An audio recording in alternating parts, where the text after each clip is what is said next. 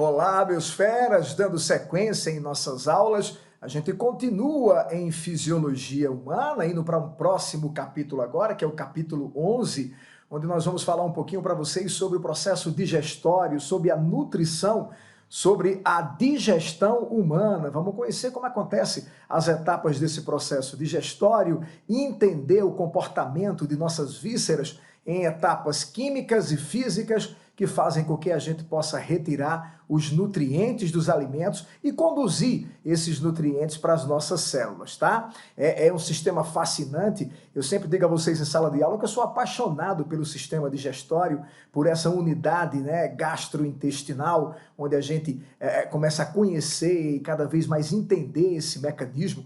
Eu nunca, pretendi ser médico, acho uma profissão belíssima, trabalhei muitos anos paralelamente com esses profissionais, mas se acaso eu tivesse escolhido, tivesse rumado para a área da medicina, com certeza, apesar que muitas vezes a gente muda de ideia dentro da universidade, mas eu sempre fui atraído por esse sistema, né? Você futuro médico aí, você pode ser um gastroenterologista e trabalhar com o sistema digestório humano, e a gente vai conhecer algumas coisas a respeito desse assunto, tá? Então, no nosso caderno, coloca aí na página 157, a nossa aula 11, que traz para a gente nutrição e digestão, tá? Então, coloca aí, página 157, as nossas aulas, você sabe que ela vai acompanhando os slides aqui de acordo com o material de vocês, tá? Para que vocês depois possam fazer os exercícios, as atividades complementares também e fixar bastante esse nosso assunto, beleza? Seguindo aqui, a gente vai começar conhecendo essas duas palavras aqui, ó, nutrição e digestão.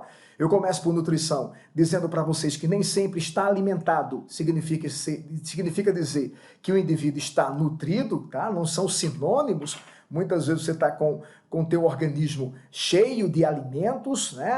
As vísceras que vão acomodando em cada processo os alimentos que você ingeriu, mas o teu organismo pode estar sem a nutrição necessária para o seu funcionamento.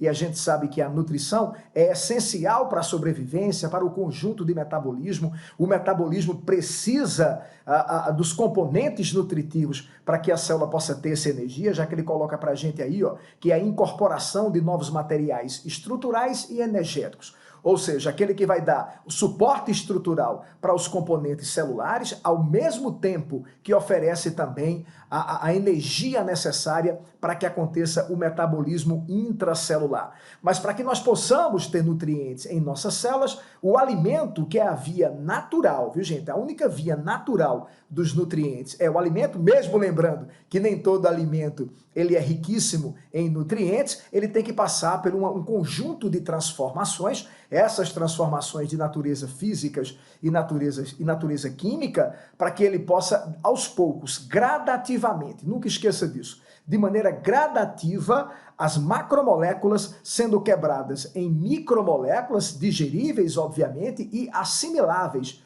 para que possa passar para a corrente sanguínea e, passando para a corrente sanguínea através da absorção, ser conduzida pelo sistema circulatório para todas as nossas células do nosso organismo, certo?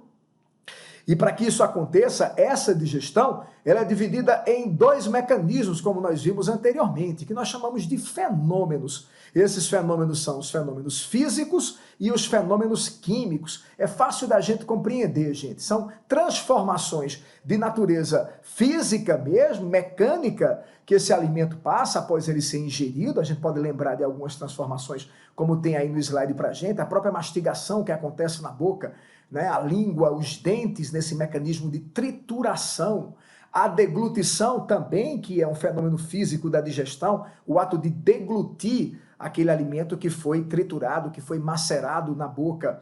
A peristalsia, que a gente vai conhecer esse termo, né, são os movimentos peristálticos que acontecem em grande parte da nossa musculatura lisa digestória. Tudo isso aí são fenômenos físicos, mas também não podemos esquecer os químicos, que são essenciais para a quebra de macromoléculas em micromoléculas. Dentre esses fenômenos químicos aí, a gente tem a participação de um tipo de proteína especial que durante a digestão eu vou te mostrar, que são as enzimas. Essas enzimas, elas estão presentes em sucos digestórios e esses sucos digestórios vão agir de maneira química nos alimentos. né, quebrando essa macromolécula em micromolécula que elas possam ser assimiladas. Então, inicialmente, a gente já detecta diferenças nos processos digestórios que são de natureza física e de natureza química. Vamos seguir para a anatomia, né? Uma anatomia gigantesca. Eu digo a vocês, gente, que é o maior conteúdo e diversidade em órgãos. Para você ter ideia, gente, apenas essa região dos membros é que não apresentam órgãos digestórios, consequentemente, os membros superiores, que são os braços, e os membros inferiores, que são as pernas. Se você analisar anatomicamente, nós temos na cabeça, no pescoço e em todo o tronco, que é dividido em tórax e abdômen. Então, quando a gente vem aqui, ó, você vê a divisão, então presença de trato digestório na cabeça, no pescoço e no tronco do indivíduo, consequentemente, tórax e abdômen. É óbvio que a maioria dos órgãos do aparelho digestório concentra-se na região abdominal, como a gente está vendo aqui, ó, o estômago, né, o fígado, o pâncreas, os intestinos, sejam ele o delgado ou grosso, concentra-se no abdômen. Mas logo aqui na porta de entrada, né, da nossa digestão, no sentido de fluxo único da nossa digestão, a gente tem a via de entrada que é a boca, dando sequência aqui a gente já encontra na tubulação, né, gente? Porque a gente divide a anatomia em órgãos tubulares e as glândulas ou órgãos anexos. Então, nesse grande tubo aqui gigantesco, eu digo sempre aos alunos que o indivíduo com 1,80 m, ele pode chegar a ter aí 9 metros, 11 metros de tubulação digestória, gente. É muito grande essa tubulação. Se você puxar, se você alongar ela dentro do corpo, é óbvio que ela vai dando voltas, né, principalmente aqui na região abdominal. As alças que compõem o intestino delgado, um indivíduo com 1,80 m, ele pode ter tranquilamente 6, 5, 6 metros de intestino delgado. Só de delgado, viu, gente? Você coloca aí mais 1,5 m de intestino grosso, o estômago, o esôfago, então é uma quantidade significativa em tamanho que as nossas vísceras tubulares têm. Então aqui na região de transição de cabeça para o tórax você tem o esôfago, né? A região faringe, esôfago, o estômago que já é abdominal, o intestino delgado, as outras alças aqui chamadas de jejum no ilho, que compõem também o delgado, e aqui embaixo a gente tem o intestino grosso, com seus colos, né, que vão desde o colo ascendente, transverso, a gente vai ver isso aqui um pouquinho mais à frente, né, a ampola retal, a região do sigmoide e o ânus. Esses aí são chamados órgãos tubulares. Os anexos são aqueles que o alimento não passa por ele, mas eles são essenciais, são primordiais no mecanismo de digestão. Logo aqui na cabeça a gente encontra as glândulas salivares, são 6 ao todo, são 3 pares de glândulas salivares, nós vamos estudá-las ainda, as submandibulares, sublinguais e as parótidas. Aqui a gente encontra o fígado, que é essencial para a digestão, vamos ver sua relevância. Embaixo, a vesícula biliar e essa glândula aqui, né, que está na região horizontal, embaixo do estômago, que é chamado de pâncreas. Então a gente está vendo que é uma anatomia gigantesca e a gente vai pontuar o que é mais importante para vocês, para a gente poder resolver nossas questões e irmos tranquilo e forte para o Enem, tá? Eu vou começar pela digestão na boca, já que a gente fala de porta de entrada e a boca representa isso, é muito importante que haja essa digestão bucal. A gente já se depara aqui com os elementos encontrados nessa cavidade, que são os dentes fundamentais no processo físico da digestão, né, gente? A gente sabe que muitas pessoas apresentam dificuldades em digerir certos tipos de alimento, pela ausência de dentes. A trituração realizada por essa região é imprescindível, pessoal. Lembre-se que as outras alças, as outras regiões do aparelho digestório da gente não tem dente não, então você precisa mastigar, né? Por isso que cada dente tem um formato para poder realizar essa mastigação de maneira competente. Só para a gente não deixar de falar aqui, lembre-se que a arcada dentária completa, ela vai apresentar 32 dentes, né? São 16 inferiores e os 16 superiores, tá? Cada um com seu posicionamento, né? Desde os molares, onde a gente tem 3 de um lado e 3 do outro, dando um total de 6. Os pré-molares também, 2 de um lado, 2 do outro, dando 4, 4 com 6 dá 10. A gente encontra aqui 2 caninos, que são aqueles dentes que apresentam pontiagudo, né? O dente que rasga o alimento. Então você tem um de cada lado, consequentemente dando 12, e os 4 incisivos, que são aqueles dentes da estabilização, né, da mordedura. São esses 4 que estão aqui na frente, dando um total de 16, 16 inferior inferiores com 16 superiores, você tem 32 dentes. A língua também ela é fundamental, não só no processo da captação, né, do paladar, como eu vou mostrar já já para vocês, mas também na maceração. Macerar, atritar com o forro interno da boca esse alimento que acabou de entrar, essa mucosa bucal, que já já eu falo dela, de responsabilidade das células epiteliais que formam o forro interno da boca, a saliva que é lançada nela também, mas vamos falar inicialmente aqui da língua, sua ação mecânica. Na deglutição ela também é muito importante, né? A língua projeta a massa alimentar para trás. Mas a gente sabe que aparece muito na prova a questão sensitiva da língua, né, gente? Ou seja, é um aparelho sensorial.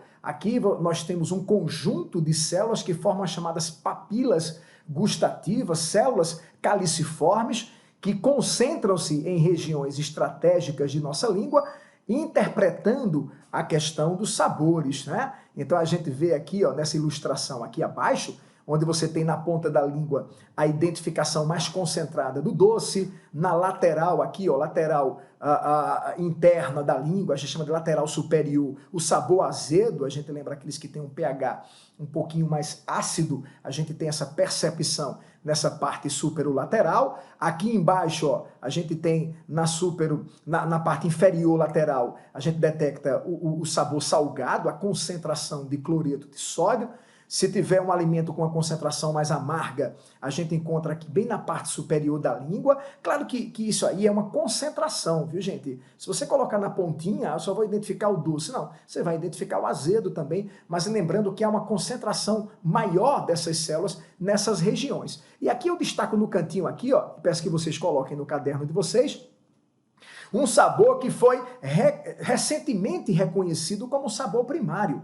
Apesar de ser descoberto há muitos anos, tem mais de 100 anos que esse sabor ele foi descrito por um japonês, tá? Em 1908, então já se vão aí 112 anos que foi descoberto esse sabor, né? Então a gente sabe que 112 anos da sua descoberta, né? Mas do seu reconhecimento foi mais recente, foi na década de 90. É o sabor chamado umami, viu, gente? Uma coisa curiosa é que na culinária japonesa eles apreciam esses molhos onde eles colocam no peixe e tal, geralmente o peixe cru, que é aquele molho que tem um concentrado muito grande do glutamato, né? É feito um molho shoyu, né? Um molho de soja e tal, onde você encontra esse glutamato. Então, você pode ver que difundido por toda a língua, você vai ter a percepção da concentração, é um sabor um pouquinho mais adstringente, que você identifica esse quinto sabor primário, que é o chamado umami, perfeito? Muito importante aí na captação do sabor. A gente sabe que muitas vezes, quando o indivíduo apresenta qualquer sinal patológico de uma gripe, uma obstrução na região nasal, você tem uma diminuição também na percepção do sabor. É porque a gente sabe que o olfato e o paladar trabalham em conjunto. Então, muitas vezes o indivíduo com febre, está com a região nasal constipada, obstruída, ele não sente o sabor. Desculpa, ele não sente o cheiro do alimento, isso diminui também a percepção do sabor que ele tem, então ele fica sem querer comer algo desse tipo, certo? Seguindo na digestão bucal, a gente não pode jamais esquecer da participação das glândulas salivares, né, gente? São 6 ao todo, eu tinha comentado com vocês anteriormente. As maiores são as parótidas, como vocês podem ver aqui, ó, ficam na região lateral, né, aqui, ó, bem próximo ao ouvido do indivíduo, na parte posterior da bochecha. Então você tem a parótida, é uma glândula grande, né? A gente lembra logo da parotidite, que é uma inflamação que acomete essa região pelo vírus que vai causar a cachumba, como a gente trata esse tipo de virose, instala-se geralmente nas parótidas. Você pode ver que ele tem um duto aqui, ó, não esqueça também, a gente vai correlacionando os assuntos, né, gente? Que as glândulas salivares são glândulas exócrinas. Então produzem a saliva e ejetam essa saliva na cavidade bucal. Vamos continuar aqui, ó. Embaixo da mandíbula, imagina aqui o osso mandibular, ele faz esse movimento aqui, ó, que a gente está vendo no detalhe, esse movimentozinho aqui. Então, embaixo do osso mandibular, você tem a glândula submandibular também produzindo a saliva e liberando a saliva na boca. Embaixo da língua, a gente tem mais um par, que é chamada sublingual ou sublinguais, já que são duas, bem aqui no piso, no assoalho da boca, ó, embaixo da língua, também liberando, secretando a saliva, que é muito importante no processo digestório. Por que, professor, a saliva ela é importante? Porque ela vai conter enzimas. Então, se ela tem enzima, ela faz parte da digestão química. Muito importante, a gente vai lembrar que o amido, gente, ó, que é um polissacarídeo, a gente estudou isso aí lá em bioquímica, o amido ele começa a ser digerido já na boca. E eu falei para vocês na introdução dessa aula que a digestão ela é gradativa, ela não é imediata, ela é passo a passo dentro da cavidade digestória. Então, com a participação determinante da saliva, contendo uma enzima chamada amilase salivar, é muito bom a gente sempre destacar o nome da enzima, ó, é um catalisador biológico, né? Uma proteína, a natureza bioquímica da enzima é uma natureza proteica, onde ela vai desmembrar um amido, que é um polissacarídeo, em maltose, que são disacarídeos, tá? Ele quebra também num tetrasacarídeo chamado de destrina. Então você vê que é um polissacarídeo, uma molécula maior, que é quebrada em moléculas menores, já pela ação da amilase salivar. A digestão química já inicia na boca. A física a gente sabe que tem, pela língua, pelos dentes, tá? Então, quando se mistura o alimento, a saliva, a mucosa bucal, realizando a maceração, você já tem aí o início da digestão química pela ação da enzima chamada amilase salivar. Após essa mastigação, essa maceração, você já não identifica, né, a natureza desse alimento, se é a natureza animal, se é de natureza vegetal, porque você tem uma massa semissólida chamada de massa alimentar que vai ser deglutida. É onde entra a participação da faringe, né, gente? A faringe, que a gente chama popularmente também de garganta, é um arco que nós temos aqui nessa região, ó. Toda essa região aqui compõe a faringe, a que entra em contato com a via nasal é chamada de nasofaringe, tá aqui embaixo na legendazinha pra gente, vocês têm essa figurinha aí no material de vocês. Essa região que comunica com a boca, o termo já diz, ó, orofaringe, que é determinante, é a faringe que a gente está falando agora para vocês, a região de garganta para digestão. E aqui embaixo, já junto com a laringe, ou bem próximo à laringe, a gente tem a laringofaringe.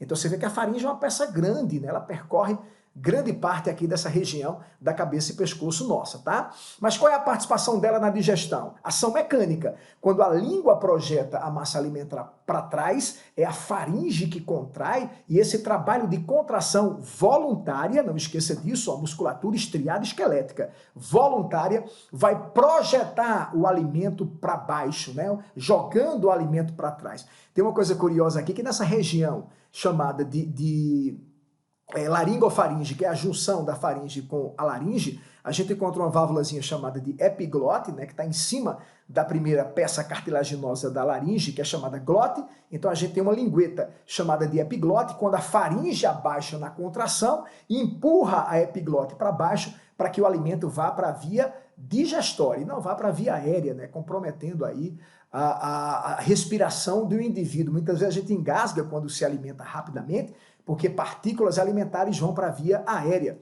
Mas quando você alimenta de maneira correta, devagar, mastigando, engolindo direitinho, a epiglote abaixa, aqui onde você está vendo, ó, abaixa a passagem para a laringe, não permitindo que o alimento vá para a via aérea, e ele vai percorrer pelo esôfago, que é onde a gente vai agora entender esse mecanismo, que é o mecanismo que inicia-se praticamente a musculatura lisa. E aí, gente, essa musculatura lisa ela vai acompanhar o nosso trato digestório até a região do reto, até a região do ânus, onde a gente volta a ter musculatura estriada esquelética. Eu explico lá no finalzinho para você. Então, grande parte de nossa via digestória é de musculatura lisa, ou seja, musculatura involuntária, você não comanda. E quando a gente olha para essa tubulação aqui que percorre o nosso tórax, chamada de esôfago, a gente já identifica aqui, ó, uma contração típica dessa musculatura lisa, e a gente estudou isso aí lá em tecido muscular liso, que é chamado de peristalsia,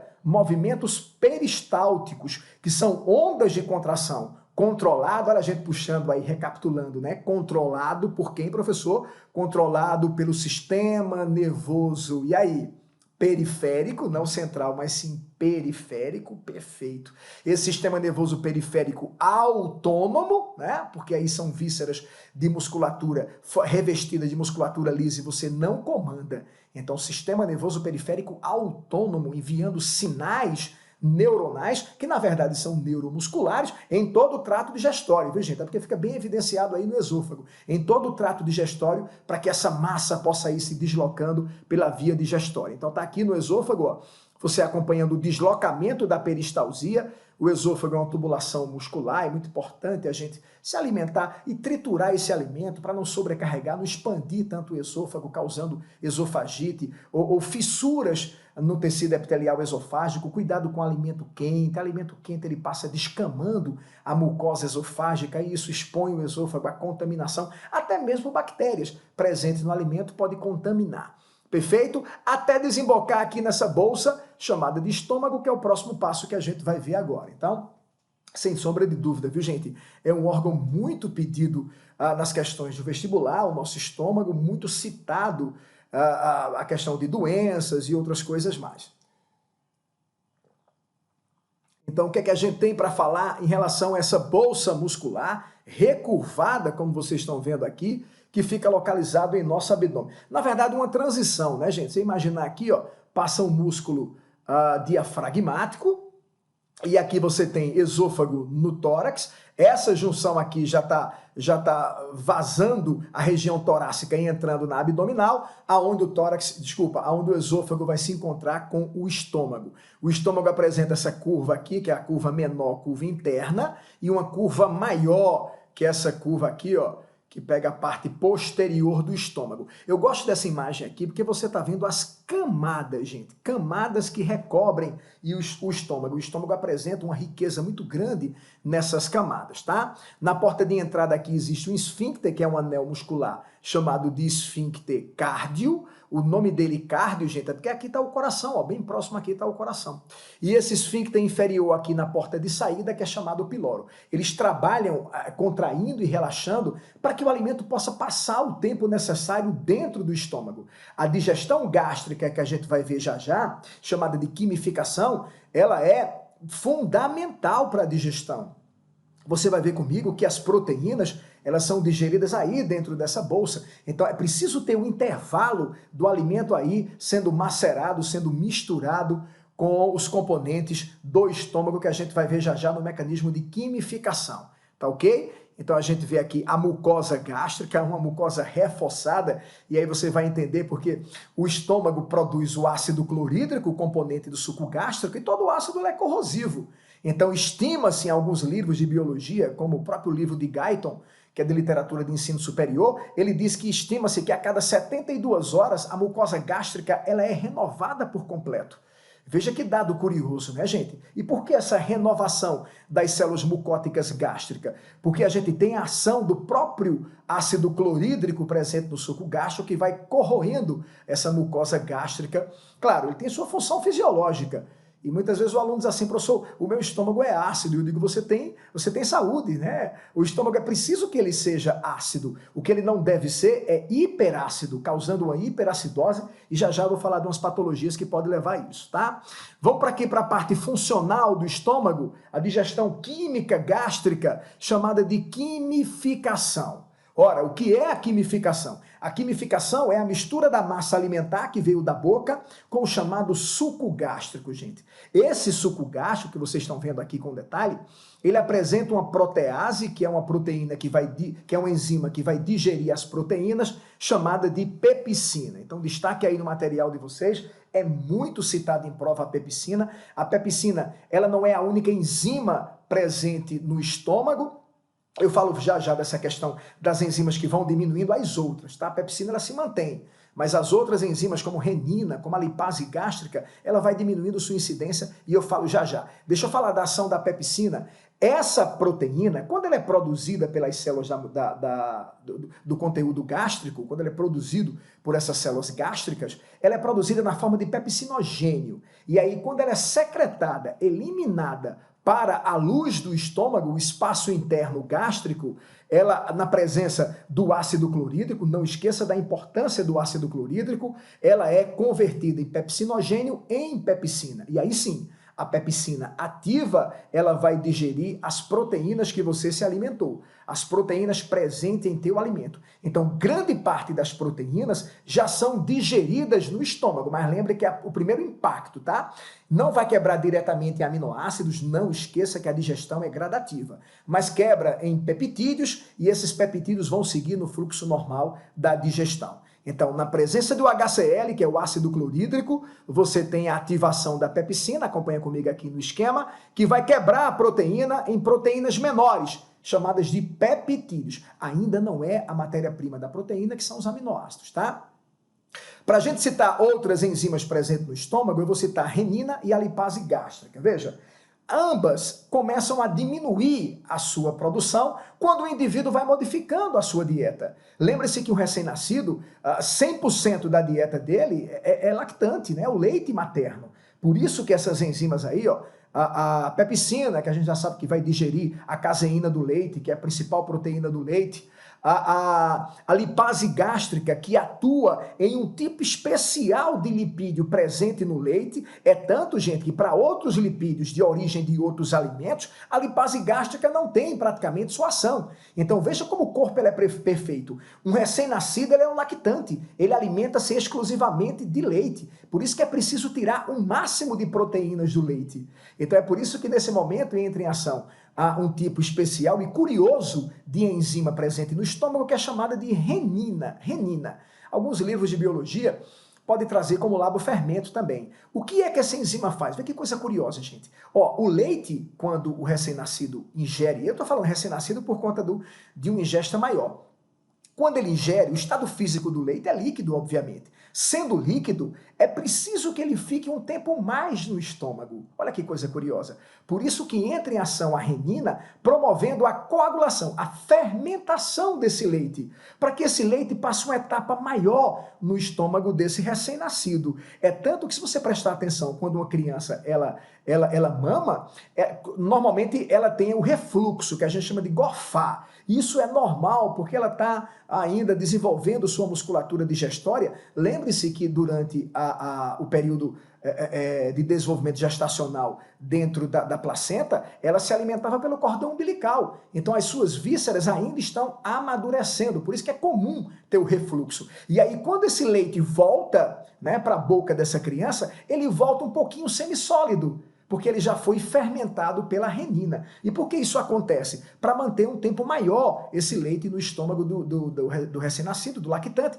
para que ele possa tirar o máximo de proteínas. Obviamente, a gente vai fazendo o desmame, a gente vai tendo outros alimentos, e aí tanto a lipase gástrica quanto a renina vão perdendo a sua função. A pepsina continua, tá? As outras diminuem, mas a pepsina, ela continua. Rapaziada, eu queria falar de algumas patologias no estômago, dentre elas a presença, obviamente, do refluxo, tá? Muitas pessoas sofrem de refluxo.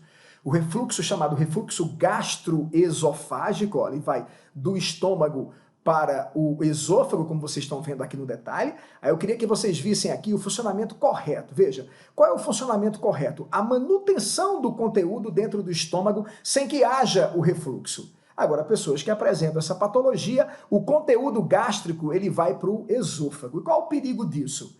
Obviamente, a mucosa esofágica ela não suporta a acidez que a mucosa gástrica suporta. Então isso vai levar aquele queimor, azia, desconforto, retardo na digestão, né? Tem pessoas que ficam queimando pra caramba essa região, chega até esse suco, a boca, né? Ele vai subindo o suco gástrico, formando o quê? Aquelas ulcerações que a gente chama de estomatite, ou popularmente de aftas. Então um desconforto muito grande, retardando a digestão estomacal, como a gente sabe que isso é importante, tá?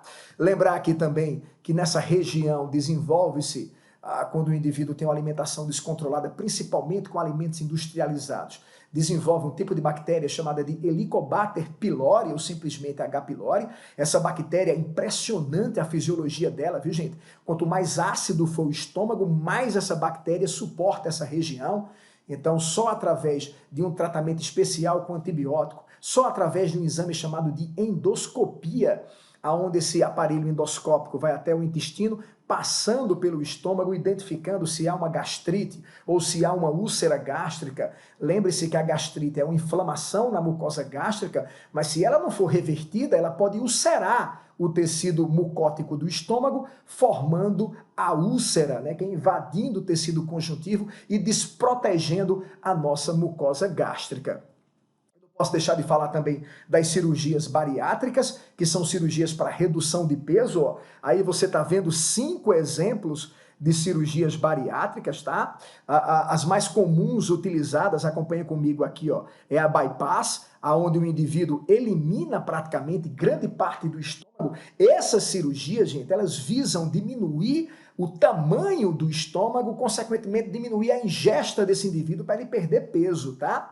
As cirurgias chamadas de gastrectomias, ou gastroestômago, ectomia, remoção, cada vez mais ela vem perdendo a sua incidência dentro das cirurgias, dentro dos cirurgiões, né? Os gastroplastas, os médicos que fazem essa cirurgia de gastroplastia, porque a cirurgia com a remoção, ela é irreversível, não tem como você reaver uma parte removida, seja do intestino, a gente chama de enterectomia, ou seja do estômago, uma gastrectomia. Por isso, cada vez mais eles têm utilizado o isolamento de certas regiões do estômago, diminuindo a capacidade de armazenamento do alimento. É o que acontece no bypass aqui, ó, como você está vendo, é o que acontece na banda gástrica ajustável, onde ele usa aqui um tipo de uma presilha que vai diminuindo o tamanho do estômago, seja o balão intragástrico, esse balão ele é colocado, como o próprio nome já diz, dentro do estômago, ele é inflado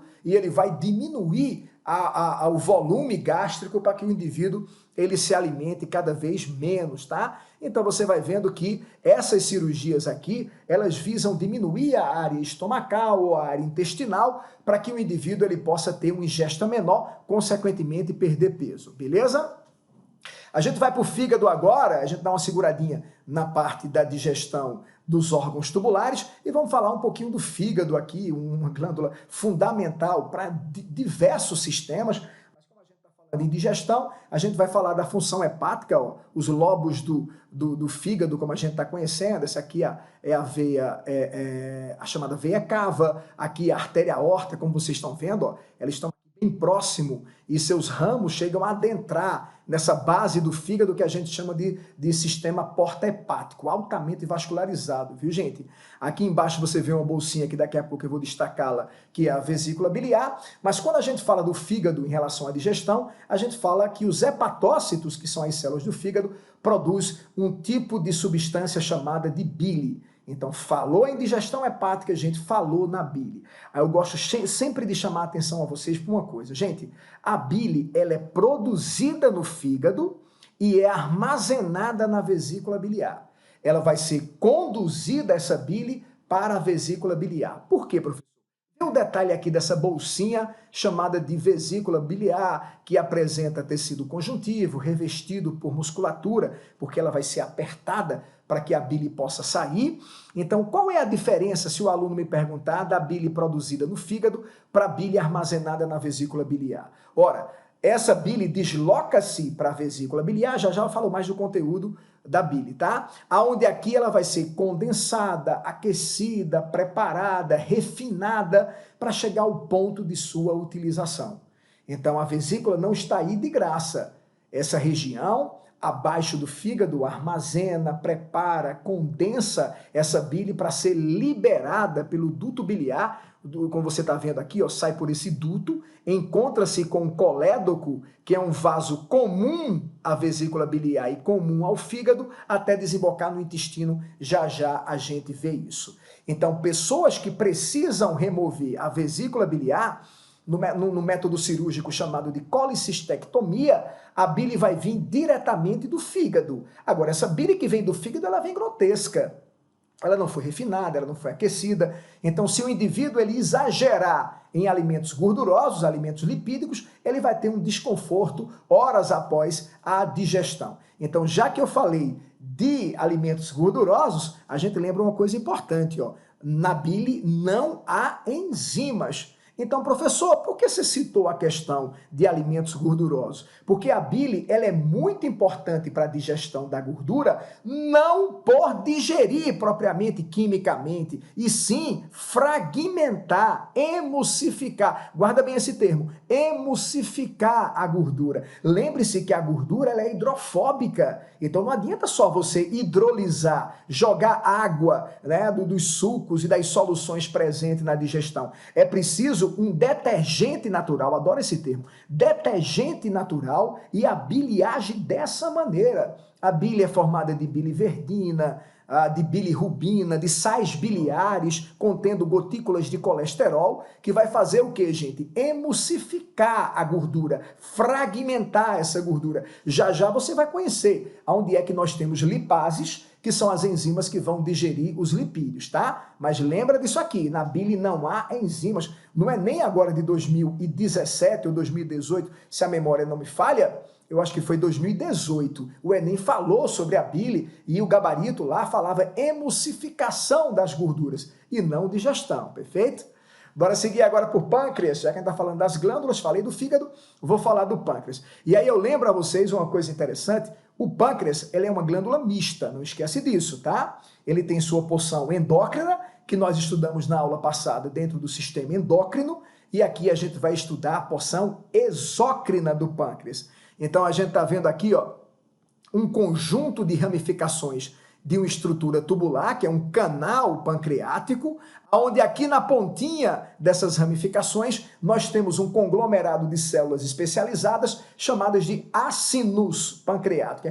É com N mesmo, viu gente? Ácinos pancreáticos. Esses ácinos são responsáveis pela produção do suco pancreático. E aí eu quero destacar uma coisa importante para vocês. É o suco que apresenta a maior diversidade enzimática. Anota isso aí enquanto eu tomo um golinho de água aí, tá?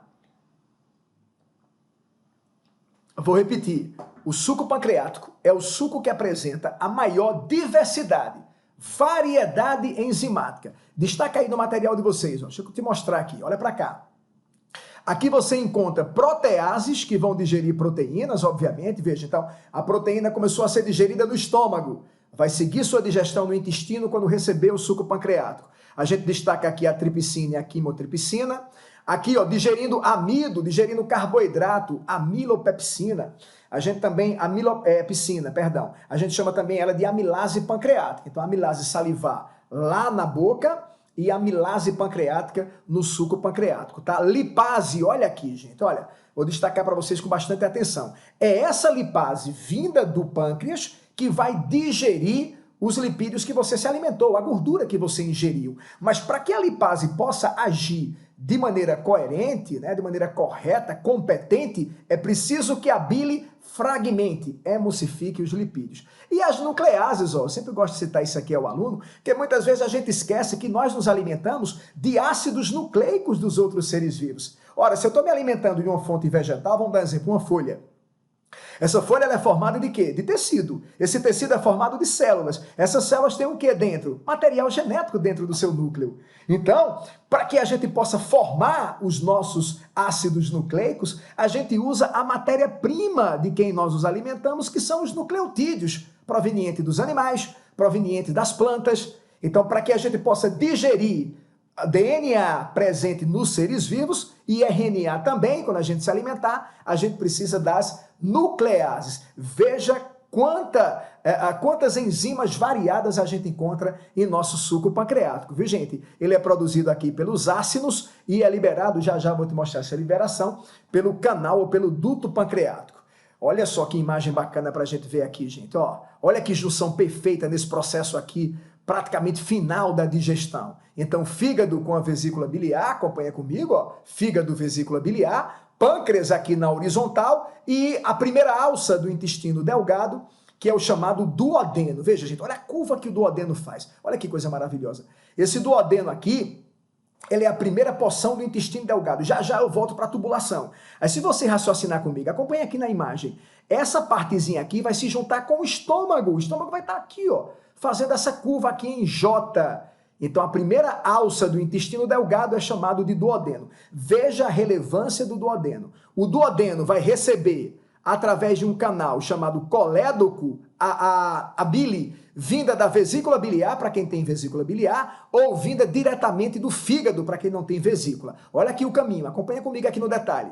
Então ele faz esse percurso aqui, a bile, até desembocar onde? No intestino delgado. Acompanha comigo agora o duto pancreático, ó, coletando o suco pancreático, que a gente viu, rico em enzimas. Recolhe o suco pancreático e lança ele aonde? Aqui também no intestino delgado. Perfeito? Essa abertura aqui, gente, é chamada de ampola de Vater. ela recebe o colédoco vindo do canal hepático, vindo do fígado, e o suco pancreático vindo de onde? Do duto pancreático. Lançando aqui no intestino delgado, lançando aqui no duodeno, que é a primeira porção do intestino delgado. Por isso que a gente fala da importância da digestão nessa região. Vamos falar um pouquinho aqui dele, ó. Vamos falar da digestão entérica. Então, nós não devemos esquecer que o próprio intestino delgado, olha ele aqui em detalhe, ele produz o seu suco intestinal. Então, veja quantas soluções digestivas na parte química da digestão. Então, olha só, essa alça que você está vendo aqui recebe a bile proveniente do fígado, consequentemente da vesícula biliar, recebe o suco pancreático vindo do pâncreas e, além disso, produz pelas células intestinais o chamado suco entérico ou suco intestinal. Olha aqui, ó, a quantidade de enzimas que ele tem. Não tem a diversidade que o pâncreas tem. Mas aqui você está acompanhando comigo, ó, vem aqui comigo em produtos, gente, acompanha comigo. Aqui você já tem a matéria-prima, moléculas simples, oriundas de um processo de quê? De um processo de quebra múltipla que aconteceu durante a nossa digestão. Então, veja, aqui eu não tenho mais proteínas, eu tenho aminoácidos, que é a matéria-prima. Aqui eu não tenho mais polissacarídeos ou disacarídeos, eu tenho monossacarídeos. E aqui sim já pode ser absorvido. Por isso que o processo final aqui da digestão forte acontece no intestino delgado, evento esse chamado de quilificação. Vamos lembrar comigo, ó, depois da digestão estomacal, a massa alimentar vindo da boca transformou-se em um conteúdo chamado de quimo, porque sofreu a quimificação. Quando o quimo chegou no intestino delgado, aqui no duodeno, que recebeu o suco pancreático vindo do pâncreas, a bile vindo de onde? Do fígado ou da vesícula biliar. E o suco entérico ou intestinal vindo do próprio, já presente no próprio intestino, o quimo sofreu um evento chamado de quilificação, que produziu uma massa semilíquida chamada de quilo. Cuidado com as palavras. Quimo vem da quimificação, quilo vem da quilificação. Aí eu digo sempre assim ao meu estudante, ó, quilo, ali no quilo, é o divisor de água. Nem tudo que a gente se alimenta é digerível. Lembre-se disso. Ora, nós não conseguimos digerir tudo. Vou te dar um dica, fibra vegetal. Fibra vegetal, fibra celulósica, a gente não digere, mas é muito importante para a nossa digestão, para a formação da massa fecal, né? Para não deixar o intestino preguiçoso. Mas lembre-se que o que foi digerido, que está no quilo, vai ser absorvido. O que não foi digerido vai seguir para o intestino grosso para ser eliminado. Por isso que quando a gente fala da quilificação, a próxima etapa agora chama-se absorção. Porque a gente já chegou no processo final de quebra de macromoléculas em micromoléculas. Então, ainda no intestino delgado, né, ainda nas alças seguintes, chamadas de duodeno ilho, de jejum no ilho, perdão, que são as alças seguintes do intestino delgado, nós vamos encontrar as vilosidades e microvilosidades intestinais. Olha essa secção aqui, gente, olha esse corte aqui, ó. A gente deu um corte para ver por dentro o intestino delgado, aonde essas vilosidades, a gente já aprendeu isso, são estruturas presentes na mucosa intestinal do intestino delgado que aumenta a superfície de contato com os nutrientes a serem absorvidos. Olha o detalhe dela aqui, ó, das microvilosidades. Essas projeções presente aqui na ponta da célula da intestinal vai aumentar a superfície de contato. O que vocês estão vendo aqui de azul e de vermelho é a vascularização presente nessas células, que vai justamente absorver os nutrientes e lançar diretamente na corrente sanguínea. Rapaziada, presta bem atenção. A galera que é de medicina, obviamente, que vai fazer em faculdades particulares, prestem bem atenção nessa informaçãozinha minuciosa aqui. Ó, você está vendo aqui o azul e o vermelho, que refere-se à vascularização, arteríolas e vênulas, ou seja, artérias pequenas e veias pequenas. E isso aqui de amarelo que você está vendo são os vasos linfáticos, ó. Vasos linfáticos. Vejam que eles estão paralelos ele está paralelo aos vasos sanguíneos. O que acontece aqui, professor? Acompanha bem comigo essa informação. Glicose, que é a matéria-prima dos carboidratos. Aminoácido, que é a matéria-prima das proteínas. As vitaminas, os sais minerais são absorvidos e são lançados diretamente na corrente sanguínea. beleza? Vai diretamente para a corrente sanguínea, para os capilares venosos, para serem levados para o fígado para serem processados. Lipídios, quando são digeridos, originam ácidos graxos e glicerol. Bioquímica, já vimos isso. Matéria-prima dos lipídios, ácidos graxos e glicerol. Estes ácidos graxos e glicerol, ao serem absorvidos, vão direto para a corrente linfática, não para a corrente sanguínea. Olha que coisa curiosa. Na corrente linfática, eles são chamados de quilomicrons. Quilomicrons. Passam por toda a circulação linfática e aqui, ó, na região da clavícula, no tronco clavicular, um grande duto clavicular linfático joga na veia cava a linfa. Você vai ver comigo lá em sistema cardiovascular que a linfa é um líquido que vai ser drenado pelo sistema linfático, mas veio do sangue, do líquido intersticial. Calma, não precisa agora se preocupar com isso. Essa linfa precisa voltar para o sangue, porque na verdade ela foi oriundo de um líquido que extravasou da corrente sanguínea. E aí vejam o perigo de uma dieta rica em lipídios. Como os lipídios passaram para a corrente linfática, quando eles forem devolvidos para a veia cava, ele vai circular teu corpo. E aí ele pode obstruir os teus vasos, formando placas de ateroma e outros comprometimentos vasculares. Perfeito? Se liga nessa informação. Os lipídios digeridos formando ácidos graxos e glicerol não vão diretamente para a corrente sanguínea, vão para a corrente linfática. Só aqui, no tronco clavicular, é que ele é devolvido para a corrente sanguínea. Perfeito? Vamos finalizar com o intestino grosso, gente. O intestino grosso, a gente sabe que não tem mais digestão química, já encerrou a quebra de macromoléculas em micromoléculas, que o que encaminhou-se para o intestino grosso são resíduos lá do quilo, onde vai ter uma intensa absorção de líquidos. Falou em intestino grosso, falamos em alta absorção de líquidos. Os líquidos que vieram na digestão, a saliva na boca, o suco gástrico, estomacal, o suco entérico intestinal, a bile do fígado. Lembre-se que é a bile que dá a coloração às fezes, viu gente? Um pigmento chamado de estercobilinogênio. Aquela cor castanha, marrom castanha, presente nas fezes, é justamente o resíduo dessa bile que a gente chama de estercobilinogênio. Então vai ter uma intensa absorção de sais, de água, tá aí a importância da nossa hidratação, do nosso controle hidrossalino, tá? Aí eu já passo aqui para algumas patologias presentes no intestino, pessoas que apresentam diarreia. Essa diarreia é eliminar uma grande quantidade de líquido que não foi absorvido pelo intestino grosso, viu gente? Consequentemente o indivíduo vai apresentar um quadro de desidratação muito perigoso. O indivíduo que evacua as fezes em estado líquido é porque não está sendo absorvido por esses canais aqui, ó.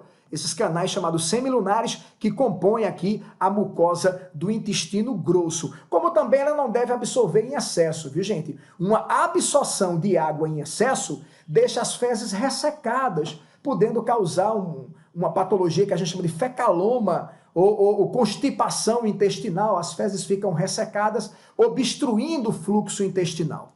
Vamos dar uma olhadinha aqui na anatomia, ó. Aqui a gente já destaca. Eu vou pegar essa parte aqui, do lado direito aqui do teu slide, porque isso aqui ele está colocando na posição anatômica, mas aqui a gente tem bem melhor. Olha aqui a junção, gente. Acompanha comigo a junção entre o intestino delgado e a primeira porção do intestino grosso, né? A junção que a gente chama iliocecal. Ilho, que é a última porção do intestino delgado, seco, que é essa região de fundo cego aqui presente na primeira alça, no primeiro colo do intestino grosso, tá? Vou destacar aqui o apêndice, chamado de apêndice secal, e aí quando a gente fala em apêndice, preste muita atenção na natureza do enunciado da questão. Eu digo isso sempre aqui aos meus alunos. O apêndice, ele é um órgão vestigial, tá ok? Então, estima-se que os nossos antepassados, por ter uma dieta muito grande em vegetais e uma dieta pobre em animais, ele tem esse apêndice desenvolvido para poder ajudar no processo de digestão do alimento de origem vegetal. Como a gente foi mudando o curso de nossa dieta, priorizando a fonte animal do que a fonte vegetal, esse apêndice foi reduzindo o seu tamanho. Então, se no enunciado da questão vier falando do apêndice na perspectiva de uma estrutura evolutiva, ele é dito de órgão vestigial. Veja que ele é bem reduzidozinho, tá? Agora, se a questão trabalhar no apêndice, dentro de fisiologia, como a gente está vendo aqui, dentro de sistema digestório, ele é fundamental como uma estrutura de alarme para os processos infecciosos, tá? Como se fosse uma estrutura linfóide. Ele avisa, ele desenvolve a característica de defesa do corpo da gente. É por isso que muitas vezes acontece processo reincidente de inflamações na região do apêndice, onde em alguns casos é preciso removê-lo, quando essa inflamação é degenerativa, ela é repetitiva, e aí pode causar um processo de degeneração, levando a uma inflamação severa, tá? Então o apêndice, ele é vestigial para a evolução, e ele é uma estrutura que desencadeia uma resposta imunológica quando acontece um processo inflamatório nessa região. Colo ascendente, colo transverso, colo descendente, essa curva aqui é chamada de sigmoide, essa ampola que vocês estão vendo aqui é o reto e aqui na porção final o ânus. Uma coisa curiosa, viu gente, que precisa a gente ressaltar para vocês, o processo da flora intestinal. Então aqui existe uma microbiota importante para a gente, até muitas vezes, gente, para a assimilação de certas vitaminas, como a vitamina K, a vitamina B12, elas precisam ser ativadas por esse processo de fermentação realizada por essas bactérias. Então muito cuidado com a automedicação, quando a gente toma um antibiótico que não foi prescrito por um profissional de saúde, porque a gente acaba matando essa flora e deixando o nosso intestino grosso desprotegido para as infecções intestinais. Beleza? Lembrar que tudo isso aqui também é musculatura lisa. Quando a gente chega aqui no ânus, é que a gente tem um anel dessa região anal de musculatura estriada esquelética para a gente poder contrair e não sair evacuando por aí. Beleza, gente? Então, função do intestino grosso, boa parte dela absorver os líquidos que vieram do trato digestório, né, para manter o equilíbrio hidrossalino do nosso organismo. Beleza, pessoal? E assim a gente fecha a nossa aula 11, nosso capítulo 11. Se liga aí em nosso canal, Prof. Marcelo Bezerra Biologia, se inscreve, dá um like, acompanhe as nossas aulas e vamos em frente com o nosso conteúdo maravilhoso de biologia. Um abraço, bons estudos.